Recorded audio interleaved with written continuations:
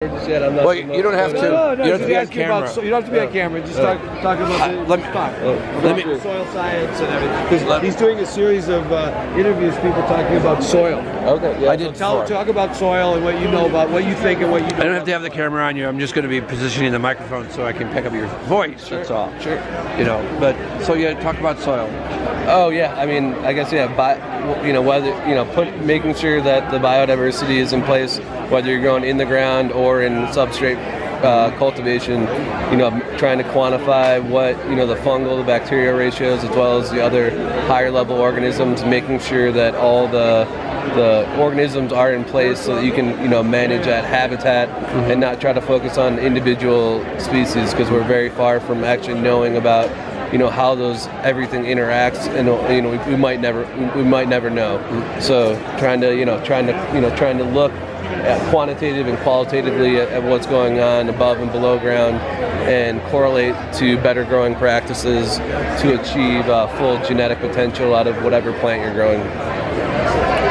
When we had a conference in Athens, and I had a little place where people could write notes, and somebody wrote down on it, "We know more about space than we do about soil." Very true, yeah. And nowadays, whether your bottom line is for the environment or trying to make more money utilizing beneficial organisms, is a no-brainer. They're essentially free labor, if you want to look at it that way, where you provide them a habitat and the right conditions to live and thrive, and you can reap the rewards of what 100 million years of genetic development has provided us. So it's we're just on that cutting edge of being able to know how it works, but we definitely know it does work, because whether you look at Rodale or any other third-party organization analyzing the benefits of conventional versus organic, I think more and more data will show that if you're looking for a high nutrient density or high terpene profile or higher flavonoids, that utilizing microbiology is going to be in your benefit. So one person spoke a lot about probiotics, or is that correct? Yeah. I mean, about fermentation, and it's a Japanese name. Yeah. And I mean, like trying to. Are they all different? They're all good, all these different ways, or there's no one? There's no one set way. I mean, trying to figure out a way to put the right microbiology in the right environment, and some of that requires some human interaction. So whether you're trying to do fermentations or bioinoculants, it's very difficult to say that one is better than another. Every location and situation will have its own end goal in mind, and certain practices apply for accordingly. Each habitat, yeah.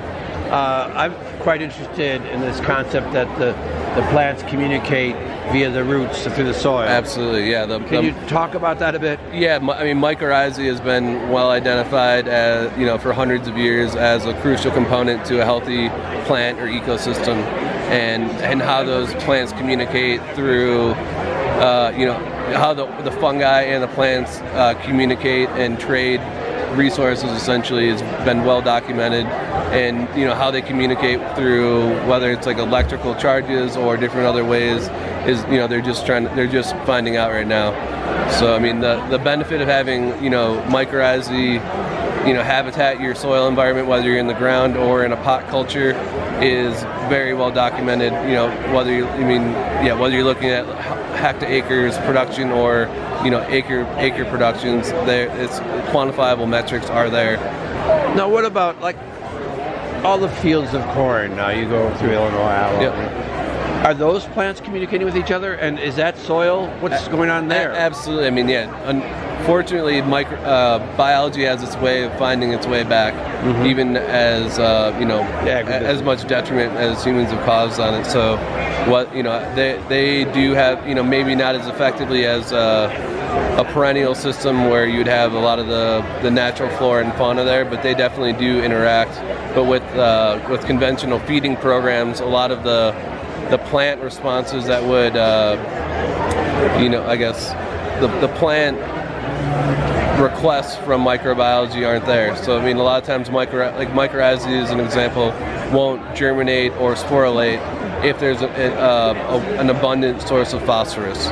So a lot of these things have to be triggered through a need and a response from a plant. So by essentially spoon feeding a plant all the nutrients that it needs, you're kind of cutting that communication off in a lot of ways. That's not to say that you won't have some, microbiology present as a benefit, but a lot of times you're not triggering. A lot of those organisms are waiting for the right moment to hatch, to proliferate.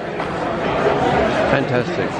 So thank you very much. Happy to help. Yes, hopefully. That's a really great. Yeah. If you have any questions, who's got my cards? So okay, very good. Happy to be.